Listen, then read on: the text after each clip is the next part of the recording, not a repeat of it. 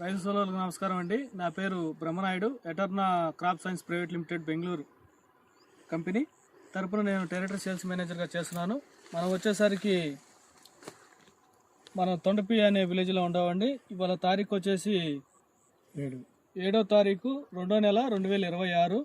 ఇప్పుడు మన గరుడ 99 అనే ఫీల్డ్లో ఉండవండి. ఈవినింగ్ టైం, ఇప్పుడు 6 అవుతుంది టైము. ఒక్కసారి క్రాపింగ్ చూడండి.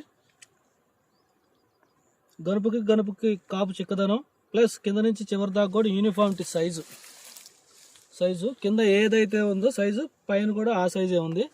ప్లస్ మీకేంటంటే చూడొచ్చు, కాయ సైజు చూడొచ్చు మనం ఈ టైంలో.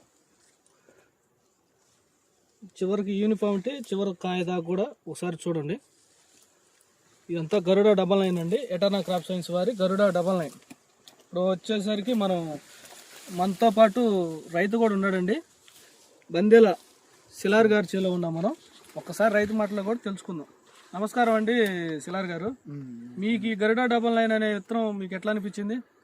ఈ విత్తనం బ్రహ్మాండంగా ఉందయ్యా. నల్లికి తట్టుకుంటుంది, దోమ తట్టుకుంటుంది. బ్రహ్మాండంగా చిక్కని కాపు, సైజు బాగా చక్కని సైజు. అసలు 2 తంతలుగా కాసిందయ్యా. ఓకే.